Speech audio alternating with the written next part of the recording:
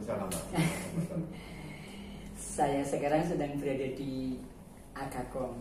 Nah ini sekarang nyebutnya bingung nih, STIMIK atau universitas nih. Nah nanti kita tanyakan lebih dalam, kita kupas.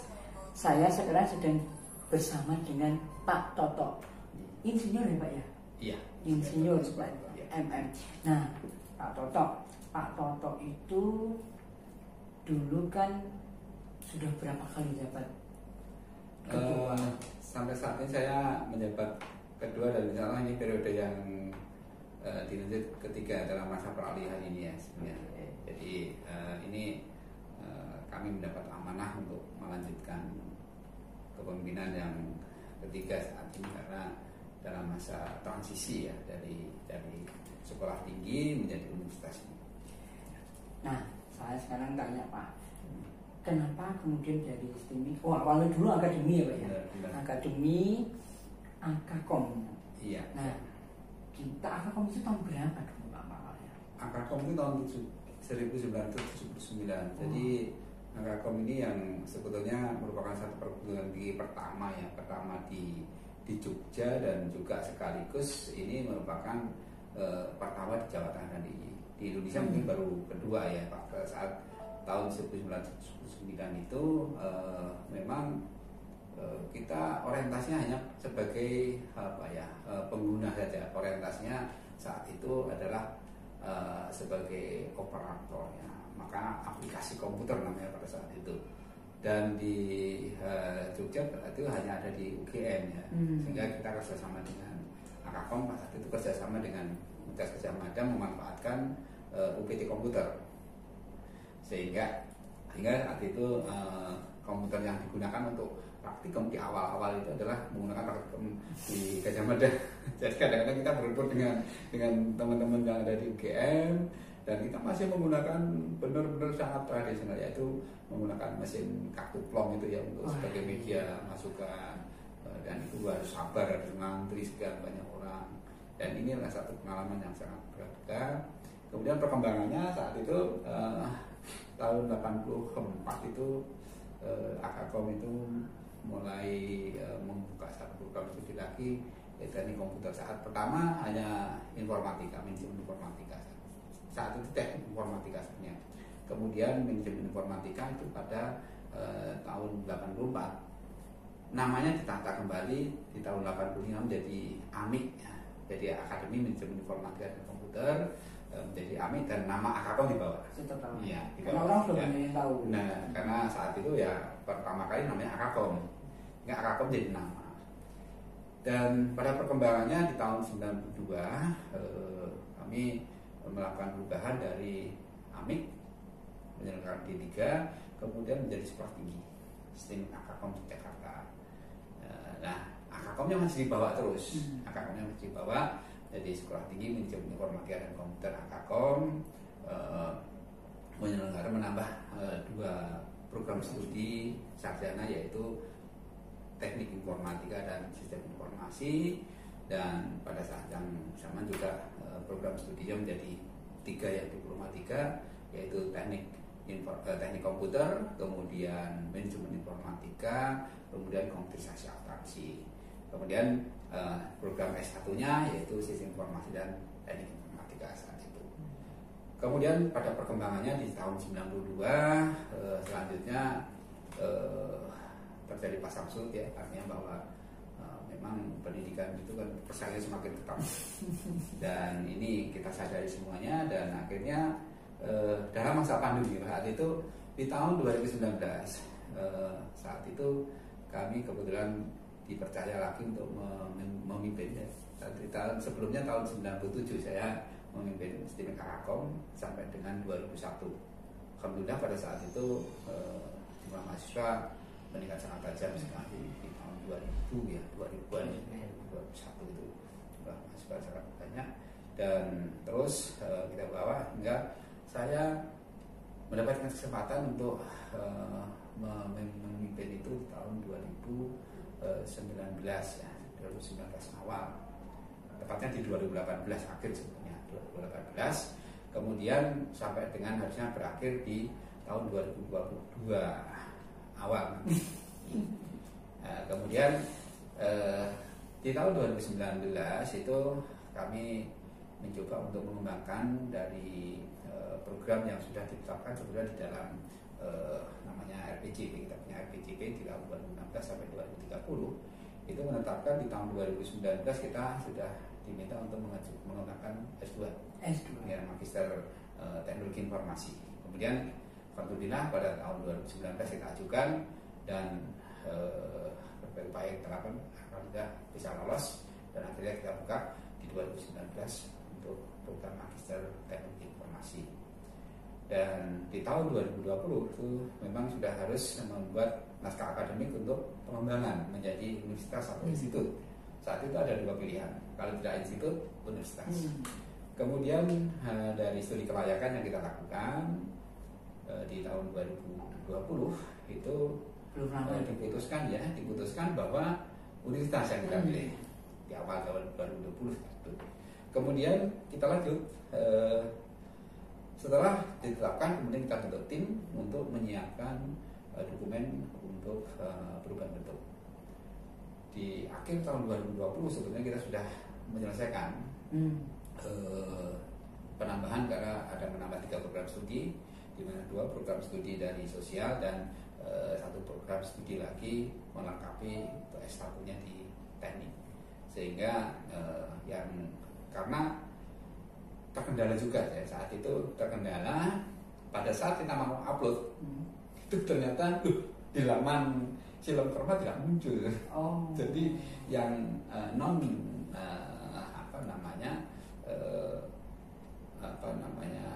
non teknis ya, jadi beberapa program studi memang di moratorium. Ya.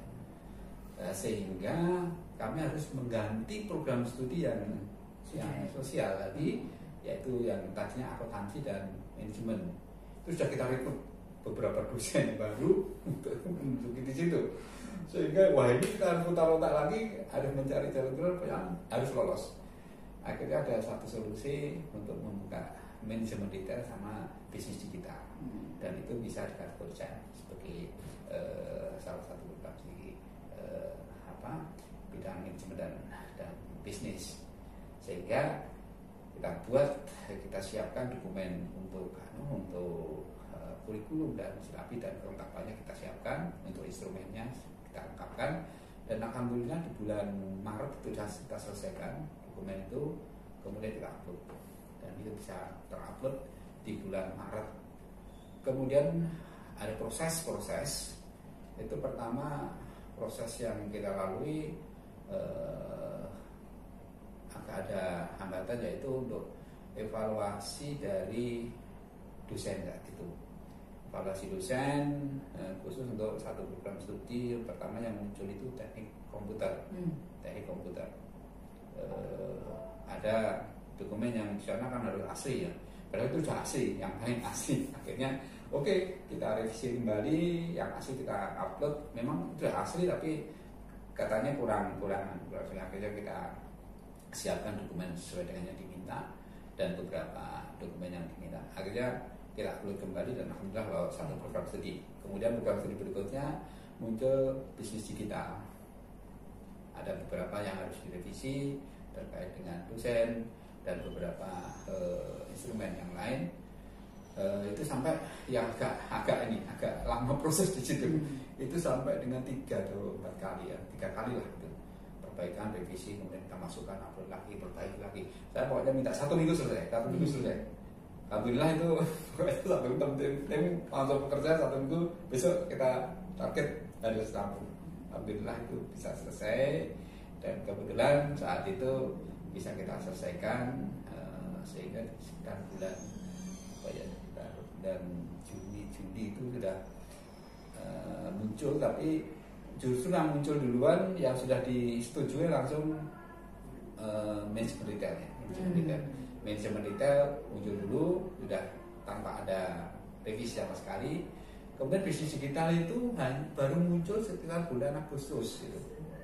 Manajemen detail sekitar bulan Agustus muncul. Kemudian di situ ada kekurangan sedikit ya saat itu.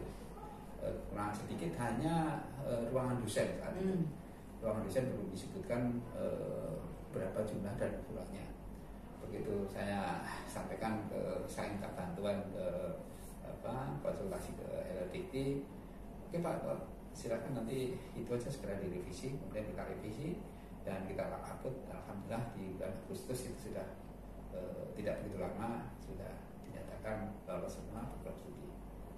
Nah, setelah lolos semua, kita tidak begitu lama ada proses untuk visitasi, dan visitasi sudah kita lakukan saat itu, dan di bulan Agustus juga visitasi sudah selesai. Kemudian ada beberapa catatan dari tim evaluator, kemudian kita lakukan perbaikan juga, dan alhamdulillah di sekitar bulan kemarin itu sekitar September ya, itu sudah dinyatakan clear. Kemudian SK itu sudah ditandatangani dan proses untuk pengajuan ke bagian hukum di Dikti. Kemudian alhamdulillah di bulan November itu sudah ini semua, dan kami minta waktu untuk serah terima ada penyerahan dari SK itu alhamdulillah kemarin pas bertepatan dengan 10 November ya. 10 November. Berarti bersejarah sekali. Ya udah, biar mudah diingat ya, 10 November penyerahan SK. Nah, ini sejarah panjang dari perjalanan tersebut. Nah, tentunya ini salah satu upaya dari kekompakan semua tim yang ada. Jadi kerja keras semua tim lah ini alhamdulillah bisa menyelesaikan berbagai kerjaan dengan berbagai kendala yang ada. Alhamdulillah bisa kita atasi semuanya. Atau masuk ke Akakom berapa? Saya itu masuk ke Akakom pertama kali. Wih. Angkatan pertama. Jadi 79 itu. 79. Iya benar. Saya 79. Itu nomornya juga nomor 1. Jadi nomor anti juga ya. Jadi saat itu saya datang ke Jogja itu kan sebetulnya tujuan saya bukan di Akakom. Tujuan saya sebetulnya pengen ya namanya orang dari desa ya, kalau pengen ke Gajah Mada pokoknya isi pengennya tuh dulu ke Gajah Mada. Emang gimana kalau dari mana Pak? Saya dari Madiun. Dari Jawa Timur. Jadi saya dulu di SMA 3 Madiun, dari sana kemudian saya langsung ke Jogja itu di tahun 79. Dan saat itu kami mencoba, rasanya kok daripada nanti masalah, akhirnya pokoknya saya harus kuliah ya, itu. Sehingga ada informasi dari saudara itu ya, dari sama-sama dari daerah, tapi dia udah kuliah di UGM. Ini perguruan tingginya kebetulan lokasinya saat itu dekat dengan Wisma dengan asrama Gajah Mada di daerah sana, di mana itu yang ada di dekat Mandala Gerida sana itu. Ya, jadi pada saat itu di penginapan UGM itu apa ya istilahnya? Oh di itu ya, di Wisma Gajah Mada. Oh, Wisma Gajah Mada. Oh, okay. Nah, terus kemudian Pak Toto saat itu jadi mahasiswa. Terus kemudian setelah lulus, gimana ceritanya terus misalnya jadi karyawan Akakom? Iya, saya sebenarnya dulu kan D3 ya, saat itu kan jadi asisten. Saya asisten di lab ya. Jadi sambil saya asisten itu saya kan pengen kuliah. Dulu waktu saya ambil di UGM itu sebenarnya teknik kimia. Saya tadinya teknik kimia, tapi saya terus tertarik teknik kimia, akhirnya ambil teknik kimia. Nah, pokoknya saya harus kuliah. Akhirnya saya saat itu nanti di tahun 82 atau 83 itu saya mencoba untuk kuliah lagi karena bidang informatika belum ada saat itu kan. Bidang informatika belum ada. Akhirnya saya ambil teknik kimia saat itu. Teknik kimia di UPN. Jadi UPN. Ya, di UPN sampai dengan lulus. Alhamdulillah ya sambil bekerja saya sebagai asisten tadi, saya sebagai saya jadi asisten, tapi saya itu apa ya, jiwa saya itu tetap di IT, bukan di ya teknik kimia, tetap kayak tekunin. Juga teman-teman pada ngikuti saya, ada pada pengen jadi dosen gitu kan. Kemudian dari dosen di Akakom itu, tapi saya nggak mau pindah ke tempat lain, makanya Akhirnya kan saya ngikutin yang S1 saya saat itu. Saya tetap di Agakom dan saya melanjutkan akhirnya dikonversi saat itu dari asisten kemudian asisten dosen. Yang saya asisten ini waktu itu Ibu Wihartini ya, dia seringkali kalau ngajar kan saya yang mampu.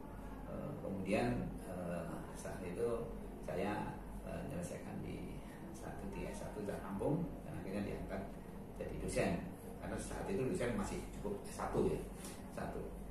Kemudian di tahun itu juga karena kita buka di 92 itu kita bayangkan setelah saya lulus S1 kan setelah itu di tahun 92 mengembangkan ke S1 buka S1 sehingga kan terbatasnya SDM saat itu akhirnya saya juga diminta untuk mengelola di prodinya. Saat itu saya jadi ketua program studi teknik informatika.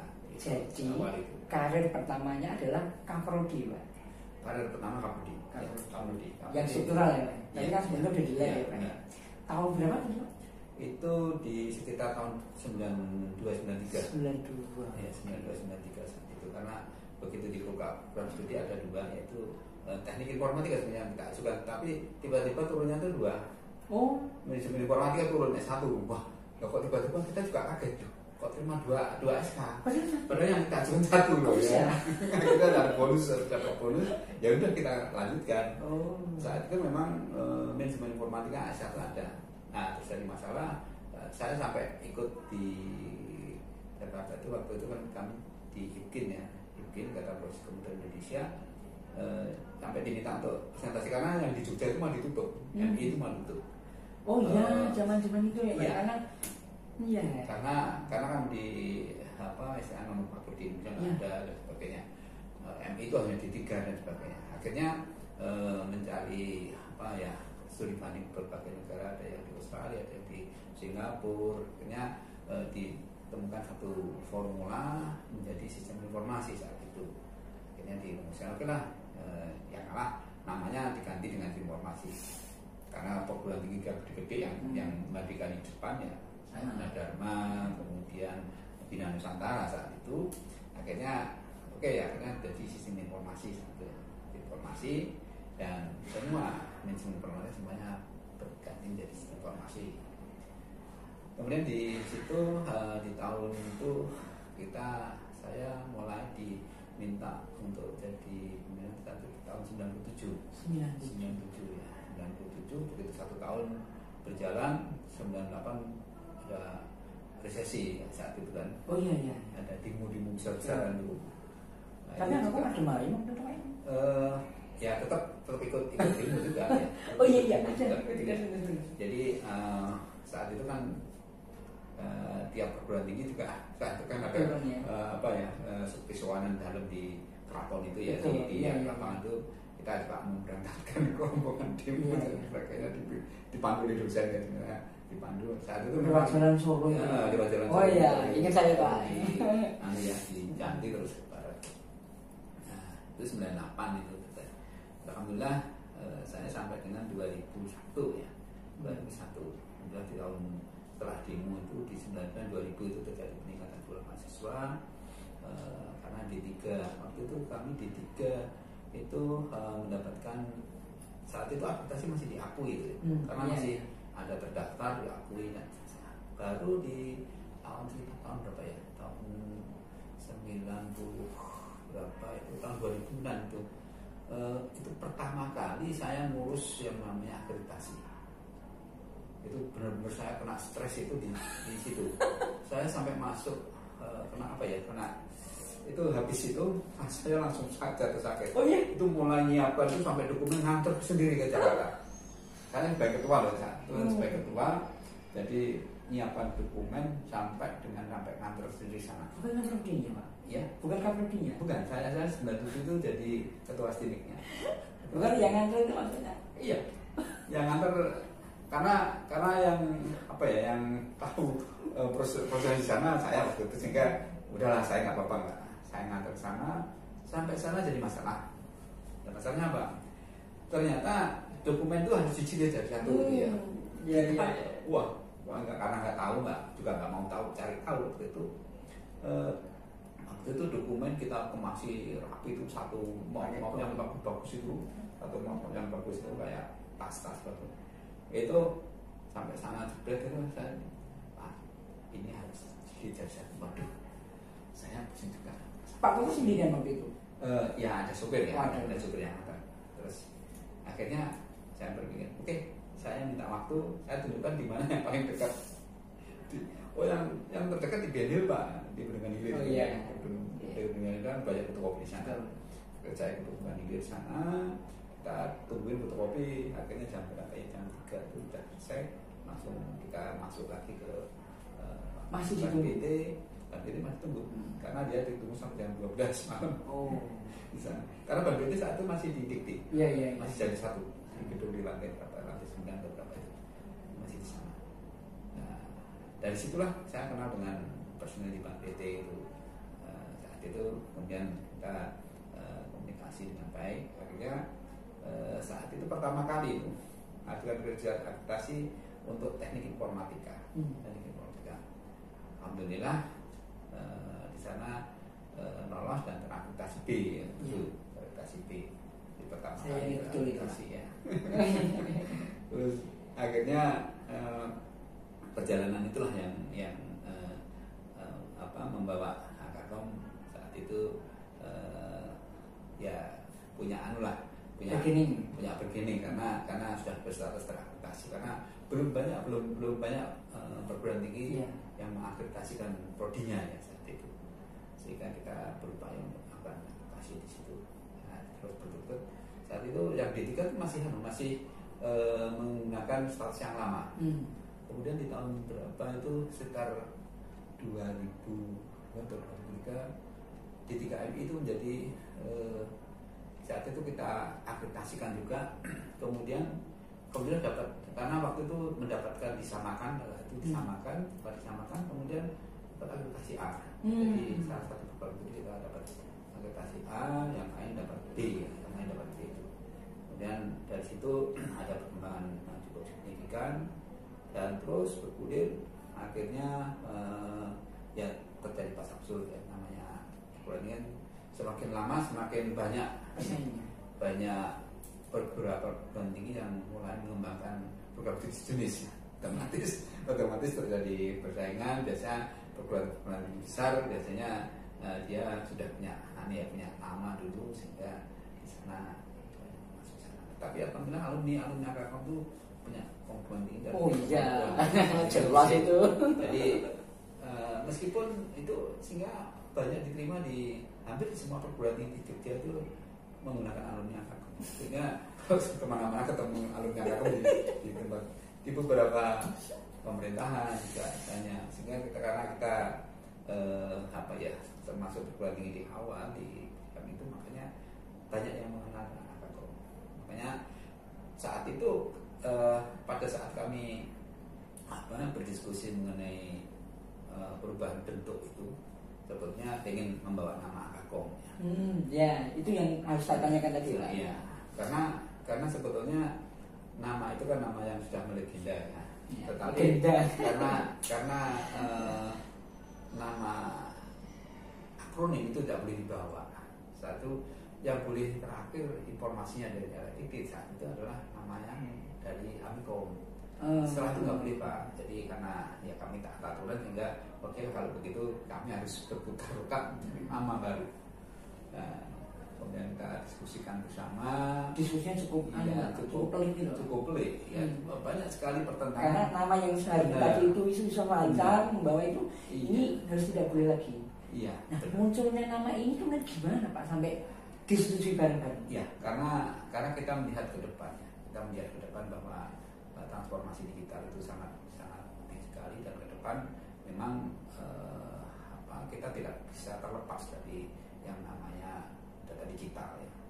Jadi sehingga kita bagaimana mencirikan. Jadi ciri Akakom itu kan sebetulnya kita mengembangkan universitas itu bukan ikut-ikutan, tetapi kita mengembangkan universitas itu mempunyai ciri khas tersendiri dan kebutuhan. Dan kita meskipun misalnya kurikulum kita yang di bisnis digital maupun di manajemen retail itu full bicara big data, kita ajarkan, data science kita masukkan, tetapi yang terkait dengan bidang itu saja. Artinya bahwa kita tetap membawa yang namanya aspek digitalnya itu kita tetap, karena ciri khas kita adalah dari perguruan tinggi IT. Jadi itu yang kita pertahankan. Makanya kita cari nama yang memang mencerminkan bahwa kita itu bukan ikut-ikutan mengembangkan pendidikan yang nantinya di luar core yang utama. Jadi karena yang kita kuasai memang di situ bidangnya bidang IT, sehingga perguruan tinggi yang kita kembangkan pun ya masih core-nya masih bisa IT. Jadi UTDI, jadi mau dijelaskan Pak. Jadi UTDI itu apa? Biar semuanya tahu Pak. Saya juga baru tahu nih.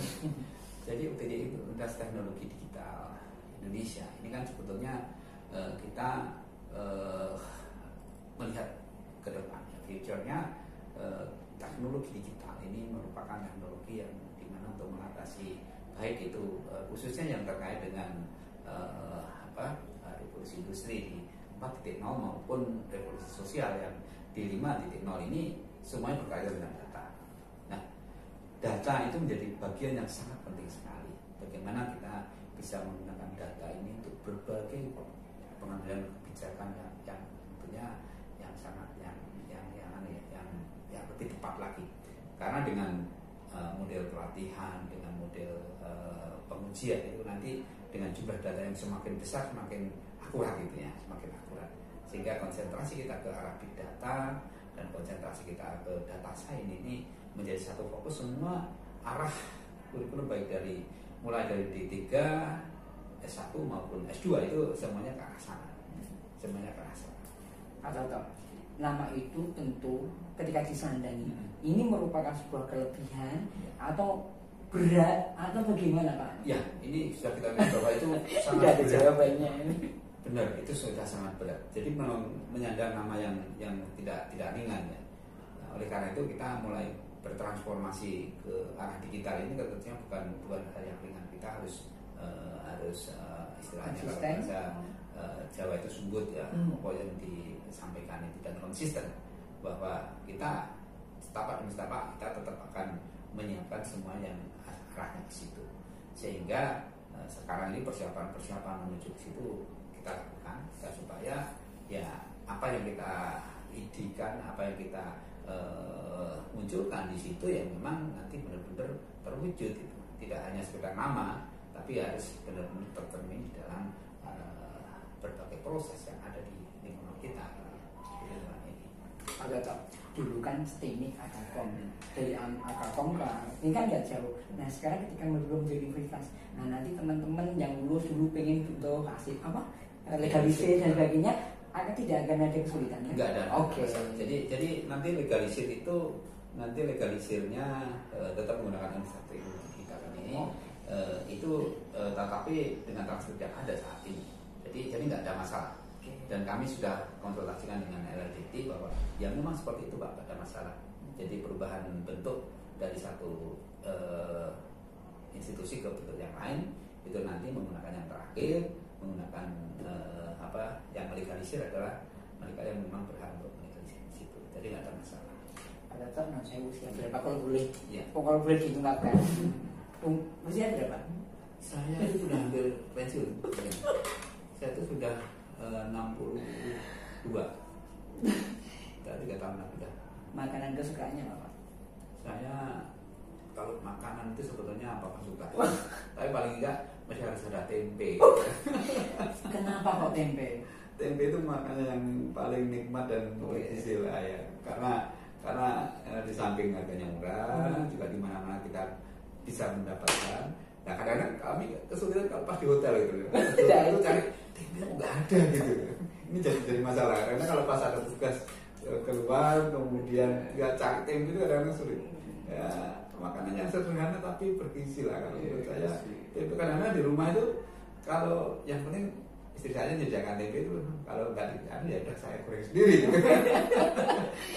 karena kebiasaan. Kalau kurang nggak ada tempenya tuh rasanya kurang lengkap lauknya. Walaupun ada lauk ayam atau ikan itu ya rasanya kurang gitu ya kalau nggak ada tempe. Iya. Kalau nggak ada tempe itu kurang, nggak lengkap gitu ya. Tuh, anak muda ini sudah jadi pejabat, tapi makanan favorit saya tanya tempe. Ini tidak dari rekayasa ya. Iya. Ini pertanyaan Iya, spontan. betul. Kami memang senang gitu. Jadi mohon rasanya nggak apa nggak ada itu tempe ya, tempe. Tempe ada. Ya. Tempe ada. Iya iya. Wah, Jadi sama. istri saya menyediakan di kulkas itu dan pokoknya kalau nanti nggak ada, saya lihat nggak goreng sendiri, nggak apa-apa gitu. Tempat favorit di mana, Pak? Ya tempat favorit saya di rumah. Weh, surgaku, rumahku, surgaku. Surgaku. Ada apa sih Pak di rumah? Tapi sebetulnya kalau saya karena konsep saya adalah kebersamaan ya. Jadi di rumah itu ya penting ada keluarga lengkap. Kalau kita bepergian juga satu paket. Jadi walaupun anak saya udah gede-gede ya, udah yang gede udah bisa sebulan ini sebulan jadi dosen di Politeknik Jember sana.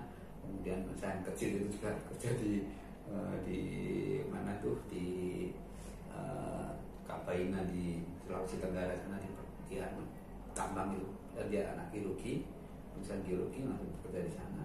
Ya kalau pulang itu bersama-sama, pergi kemana ya itu berempat, ibunya, saya, kemudian anak saya juga, cowok semua. Kebetulan kan belum nikah, jadi masih bebas kemana-mana. Dan saya senang apa ya istilahnya perjalanan bersama ya, misalnya petualang. Karena kan kebetulan kami punya apa namanya klub itu mobil gitu ya, otomotif biasanya kita bersama-sama kemana gitu ya. Tapi dalam konteks keluarga memang di situ konsepnya keluarga. Jadi ini nih yang kami senang di situ karena kita bisa berinteraksi dengan banyak orang dari berbagai profesi. Kemudian di situ kita bisa anak-anak yang kecil-kecil bisa berkumpul dengan anak yang sudah gede juga bisa berkumpul di sana, banyak sekali interaksinya dan banyak pengalaman diskusi dengan teman-teman dari berbagai bidang gitu. Apa arti Akakom Pak untuk Pak Toto secara pribadi? Iya, kalau Akakom bagi saya adalah satu segalanya, karena saya hidup itu ya sudah sekian, mungkin lebih dari kalau 85 sampai sekarang kan sudah hampir 40 tahun saya ada di Akakom. Usia saya loh. Ya sudah 30 sekian tahun kan, sudah 36 tahun ya saya ada di sini. Jadi artinya bahwa ini ya kehidupan saya di sini aja, sehingga ya saya yang berupaya bagaimana terbaik bagi Akakom itu sendiri. Jadi walaupun nanti ini sudah berubah jadi universitas pun ya ini kita dukung, kami dukung bersama bagaimana ini terus berkembang. Karena saya berharap juga alumni bisa memberikan dukungan, karena dengan berkembangnya ini kan tidak cukup statis saja, tapi kita bisa berkembang yang lebih besar lagi. Karena lebih kalau menurut saya dengan universitas ini kita bisa bisa melakukan gerak kita dalam lebih leluasa. Kalau kita di sekolah tinggi itu kan terbatas sekali, tapi dengan universitas ini harapannya nanti kita lebih leluasa, baik nanti interaksi di dalam penelitian, pengabdian maupun juga pengembangan keilmuan lebih leluasa. Bagaimana Bapak mengelola karyawan, staf sehingga bisa sinergi dan maju bersama satu visi, Pak? Iya, ya tentunya kami selalu mengusahakan bagaimana partisipasi. Ya. Jadi bagaimana kita menghargai sesama itu sangat penting sekali. Jadi pemikiran sekecil apapun itu sangat berarti bagi kami untuk kemajuan. Sehingga kami selalu menghargai semua pendapat yang ada, partisipasi dari semua bagian yang sangat kami butuhkan sehingga bisa mendukung kemajuan ke depan. Dengan keterlibatan mereka secara penuh, saya kira mereka merasa memiliki, mereka merasa ikut. Kalau bahasa Jawa kan handare beni itu kan penting sekali. Karena kalau dia merasa tidak memiliki ya sudah sana aja jalan sendiri. Tapi dengan merasa memiliki itu mereka ikut. Kalau ada yang kurang baik ya mereka akan berusaha untuk melakukan perbaikan di situ. Bagaimana supportnya Pak Toto? Ini sekarang saya punya rektor atau ketua, Pak? Sekarang jadi rektor ya. Rektor ya. Bagaimana perannya Pak Rektor memotivasi anak buah, staf agar mereka juga tetap Tridharma perguruan tinggi ini berjalan lancar, Pak? Iya, karena kalau kita di bidang pendidikan ya, itu kan Tridharma ini menjadi hal yang sangat penting ya. Ya tentunya berbagai program itu terus kita lakukan ya. Jadi kalau mereka yang masih kurang ya nanti saling membantu, yang lain nanti membantu yang kurang, itu akan dibantu oleh yang punya kemampuan yang lebih, sehingga kita saling mendukung satu dengan yang lain. Kemudian juga pelatihan-pelatihan selalu kita lakukan. Kemudian ada program-program yang kita sebut sebagai proposal days, jadi penyusunan proposal secara bersama-sama. Kemudian kemajuan penelitian baik itu pengabdian itu juga dilakukan, dan kita selalu menyediakan dana internal ya untuk kegiatan pengabdian maupun penelitian, sehingga ini tentunya diharapkan dari sisi internal juga masuk, tapi kita internal itu sebenarnya sebagai stimulan aja. Harapan kami tidak hanya sebagai jaga kandang gitu ya, dari teman-teman itu ya, harapan saya bisa menjadi petarung-petarung yang hebat. Jadi mereka saya dorong untuk mengajukan proposal juga, karena disitulah sebetulnya akan terjadi kompetisi, dan kompetisi itu sehat sebetulnya. Mengapa itu sebagai kompetisi itu sehat? Karena disitulah sebetulnya kita itu kadang-kadang terlalu idealis ya. Terlalu idealis, kadang-kadang mau nulis saja langsung jangan-jangan nanti kurang bagus, padahal belum tentu. Nah, padahal dengan cara kita menulis dengan benar itu sebetulnya nanti kita akan berlatih ya. Mungkin gagal sekali nggak masalah, gagal 2 kali mungkin yang ketiga akan berhasil gitu ya. Makanya trial and error itu nggak apa. Jadi dalam rangka mencapai hasil yang maksimal. Dan alhamdulillah dari waktu ke waktu tren untuk ibah itu cukup tinggi. Kemarin kita juga di pengabdian itu urutan ke 4 atau 5 di wilayah 5 ini. Kemudian untuk penelitian juga masuk ke paling nggak 15 besar lah itu, walaupun nggak 5 besar. Kita masih binaan sih, kelasnya binaan. Dan dosen-dosen cukup aktif juga untuk penelitian. Proses belajar mengajar. Nah, jangan nangis ya Pak ya. Pada saat pandemi pribadi Pak. Saat pandemi kita lakukan dengan daring ya, daring. Dan kita mulai 2019 pertengahan ya, itu setengah semester saat itu, begitu dihentikan kan langsung kami putuskan untuk daring. Dari kita dengan Zoom maupun dengan Google Meet atau kantor dosen sebenarnya apa kita siapkan fasilitasnya. Kemudian kita sudah mempunyai satu media untuk pembelajaran e-learning sudah siap semuanya. Jadi kita memanfaatkan e-learning yang sudah kita siapkan, walaupun basisnya modul, kita menggunakan basis modul. Jadi kita siapkan, dan alhamdulillah sampai sekarang berjalan dengan lancar, tidak ada masalah. Dan mulai semester genap kemarin, mulai semester ganjil awal itu kita menerapkan BLT. Dari waktu satu menyebutnya sebagai blended learning terbatas ya, blended learning terbatas, pembelajaran terbatas. Tapi kita mata kuliah tertentu dan masa angkatan tertentu. Jadi sebelum UTS itu hanya angkatan 20 dan 21. Karena angkatan 20 dan 21 belum lihat kampusnya. Sehingga kami laksanakan terbatas untuk prioritas mereka dulu. Itu pun tidak semua mata kuliah. Itu kita lakukan untuk mata kuliah tertentu juga yang menunjukkan jurusan prodi. Kemudian kita untuk mengimplementasikan itu sudah kita siapkan semua protokol kesehatan. Kita ada satgasnya, kemudian bertugas untuk melakukan pemeriksaan untuk setiap saat, kemudian patroli ke masing-masing ruang dan sebagainya kita laksanakan. Alhamdulillah nggak ada masalah.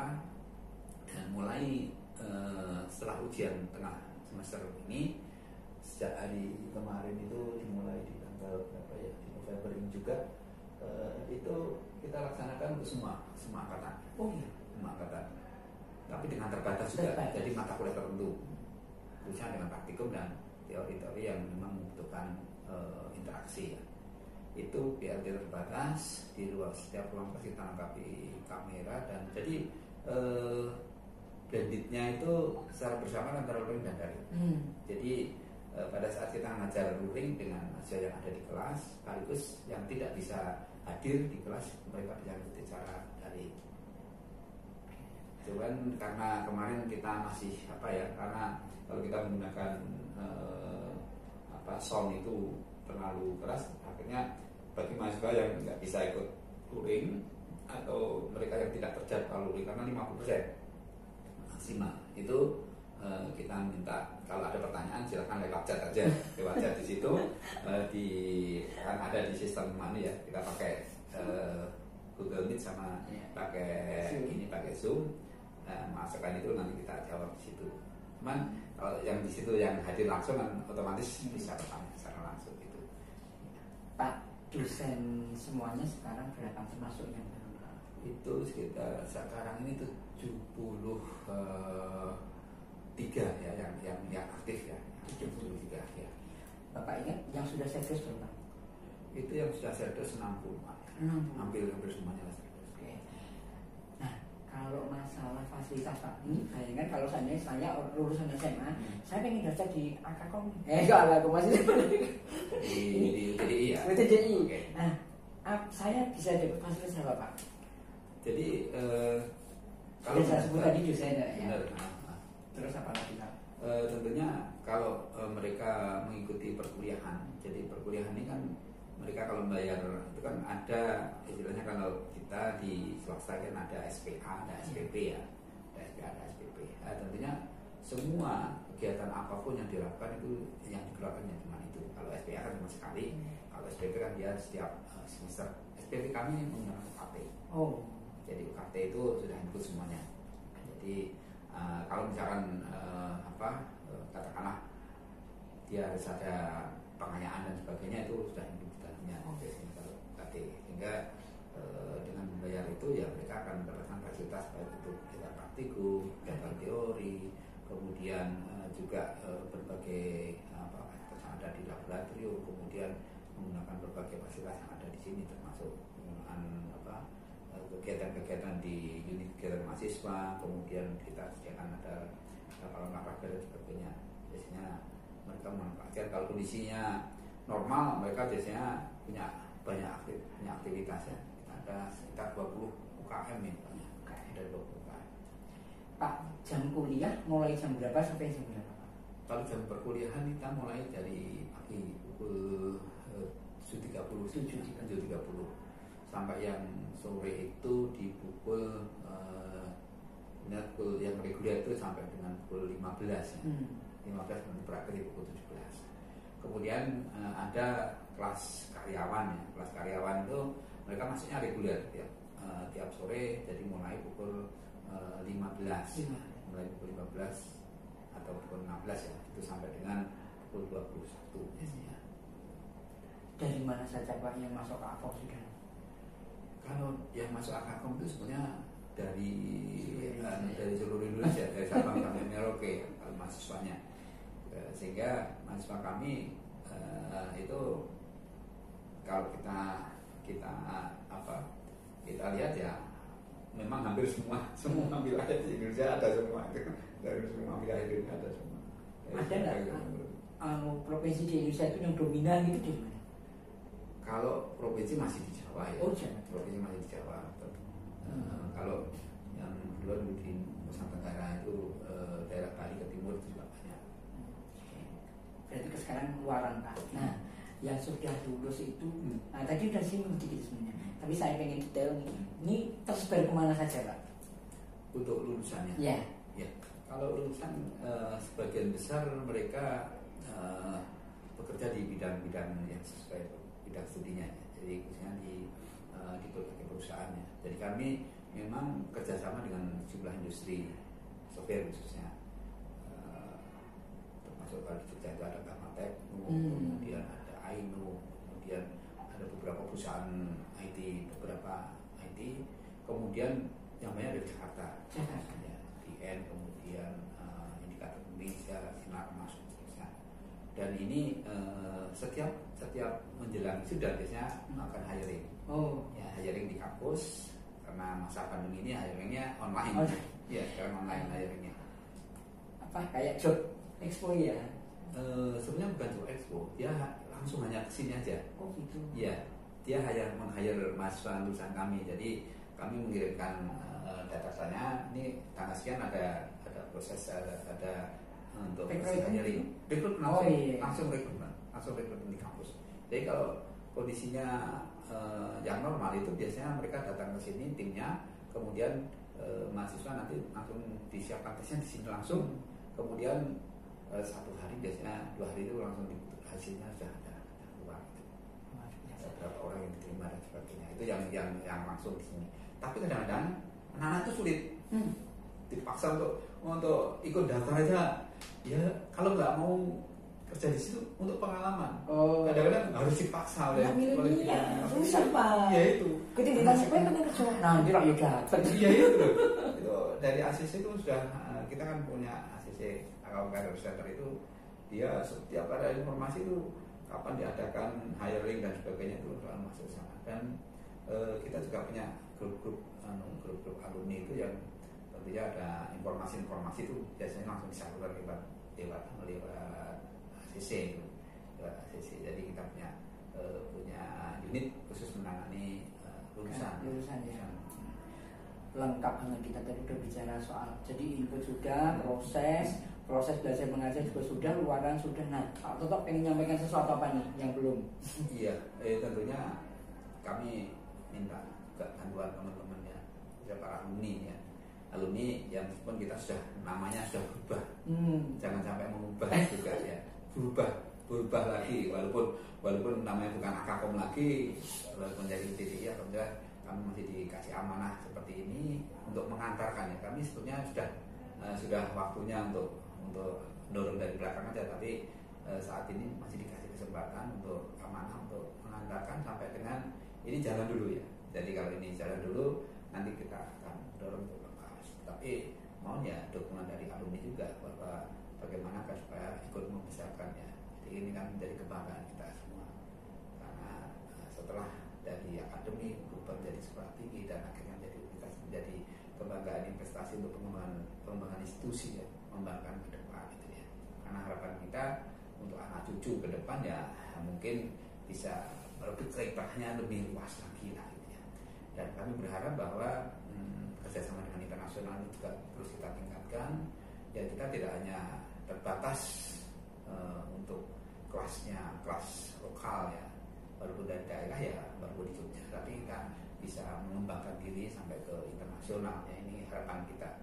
Karena saya kira saat ini kan orang itu mencari pendidikan bukan karena reputasi ya, tapi keilmuannya. Kalau kita bisa mengembangkan keilmuan dengan baik, insya Allah ya akan dicari orang ya.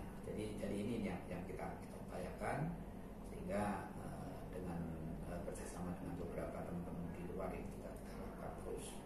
Dan pada kesempatan ini juga saya sampaikan bahwa kita itu saat ini menyelenggarakan international conference itu bersama dengan ITRIFOK itu sudah ke-4 saat ini ya, tahun ke-4. Jadi namanya masih STIM Akakom tapi memang. Dan kemarin nanti baru tahun depan masuk ke TDI. Jadi setiap Desember, dan alhamdulillah pesertanya dari kemarin itu lebih dari 15 negara pesertanya. Dan ini mungkin juga sekitar 14 atau 13 negara.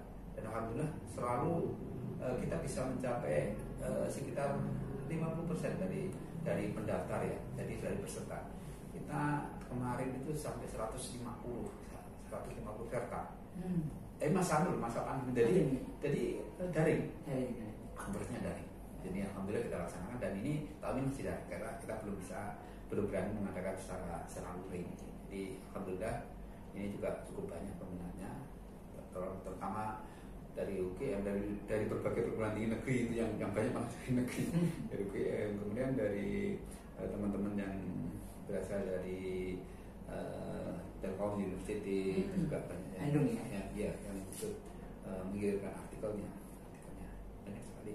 Karena di samping para mahasiswa S2 juga mereka yang artikel di S3 juga, karena kan sekarang IEEE di Indonesia kan sudah diakui, istilahnya di konferennya itu kan memang kita ketat sekali, IEEE sekarang ketat sekali, ketat. Jadi 2 tahun terakhir ini.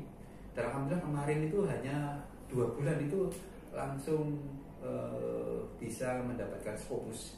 Dan Scopusnya langsung bisa langsung keluar, langsung masuk Scopus. Jadi biasanya cukup lama itu. Kemarin 2 atau 3 bulan itu sudah langsung keluar. Alhamdulillah. Karena kita mencoba kualitasnya yang kita pertahankan, sehingga seleksinya juga cukup ketat. Kadang-kadang teman-teman tolong dibantu ya monggo saya yang karena mereview bukan saya yang mereview ya mereka dari luar, karena reviewernya kan dari semua negara ya, berbagai negara kita libatkan untuk mereview, sehingga mau tidak mau ya terserah, kalau memang kualitasnya bagus ya insya Allah ya mesti lolos gitu ya. Ini yang satu hal yang terkait dengan conference. Alhamdulillah dulunya kami itu sebenarnya punya namanya Sriti ya. Sriti itu sejak tahun berapa itu sudah 2018 Pak ya? Belum. Sebelum tahun 2010-an itu. 2010. Iya, 2010 itu sudah kita mulai Sriti. Dan saya mulai Sriti International. Jadi kita tambahin I. Tadi kan hanya Sriti. Sriti itu yang nasional. Seminar riset teknologi nasional ya. Kemudian kita tambah Isriti. Nah, Isritinya itu internasional. Jadi masih kita bawa terus. Dan alhamdulillah sejak Isriti pertama di tahun 2018 sampai sekarang di 2021 itu pesertanya itu cukup banyak dan progresif. Dan alhamdulillah itu cukup worth it juga, sehingga ini terus kita pertahankan. Karena saya itu ya sering kali banyak pertanyaan kalau agak telat itu ini ada lagi nggak itu ya ada, kita setiap tahun bisa kita selenggarakan. Saat ini kita sudah masuk yang keempat gitu ya, dan alhamdulillah juga partisipasi internal juga mulai banyak. Tadinya kan hanya 1-2 ya, tapi ini alhamdulillah bisa sampai 10 yang bisa lolos di sini. Jadi ini tidak hanya sebagai penyelenggara aja, tapi juga partisipan lah gitu ya. Tidak hanya sebagai penyelenggara, ini yang bisa disampaikan. Magisternya Pak tadi belum didetailkan Pak. Iya, kalau magister kita arahnya ke data science ya, ke data science. Jadi mungkin tidak banyak perguruan tinggi yang mengarah ke sana, tapi kita memang membidiknya sejak awal kita integrated. Jadi semua kurikulum itu kita arahkan satu fokus itu ke arah bagaimana mengolah data. Jadi big data dan data science itu menjadi konsentrasi dari magister kita. Dan dosennya pun kita dibantu oleh dosen-dosen dari Gajah Mada ya, para profesor dari Gajah Mada itu juga membantu kami untuk melakukan perkuliahan itu. Jadi kita tetap mengupayakan kualitas ya. Ini sudah angkatan berapa Pak? Ini karena setiap semester sih kita menerima ya. Jadi sebetulnya ini tahun yang ketiga, masuk tahun yang ketiga. Jadi sudah lulus kan? Sudah. Tapi kemarin baru satu. Karena saya menunggu teman-teman itu menunggu akreditasinya. Atau universitas? Bukan akreditasinya. Karena kan kalau belum akreditasi kan belum dapat kan akreditasi. Kan otomatis akreditasinya kan, tapi ya? Bukan, itu hanya izin operasional. Akreditasi minimal dari Dikti itu kan sebetulnya hanya untuk operasional, diizinkan untuk operasional. Sedangkan akreditasi yang real itu harus kita ajukan ke BNPT. Nah, kita alhamdulillah sudah ajukan ke BNPT dan sudah mendapatkan akreditasi baik ya. Tapi nanti ini kan baru ada proses lagi, mudah-mudahan nanti bisa meningkat lagi. Pak Toto sudah sekian lama, ada 36 ya tadi Pak. Iya, lebih dari itu. Apa yang masih pengen diraih? Iya, kalau saya untuk Akom ya. Kalau Pak Toto aja. Kalau untuk saya sendiri sebetulnya saya tidak muluk-muluk. Saya yang penting saya masih bisa berkarya ya, untuk bekerja yang terbaik bagi tentunya kalau saya masih di institusi ini ya untuk institusi ini, tapi kalau saya sudah nggak untuk institusi ya mungkin saya bisa berguna bagi orang lain yang mungkin bisa bisa bermanfaat. Yang penting bisa memanfaatkan apa yang saya miliki walaupun sedikit ya, walaupun kecil kan, yang penting bisa bermanfaat bagi orang lain. Menurut Pak Toto, apa kunci keberhasilannya Pak Toto selama ini? Ya, kalau kunci keberhasilan itu sebetulnya saya itu ya, yang penting kalau bekerja itu serius. Ya, kemudian saya selalu tidak mongso ya, tidak terlalu berambisi ya, tidak terlalu berambisi, tapi dalam konteks kalau Israel bekerjanya ya serius menyelesaikan pekerjaan itu kan gitu ya. Dan alhamdulillah beberapa pekerjaan yang diberikan bisa kami laksanakan, yang penting itu, yang penting bisa kami sesuai dengan amanahnya.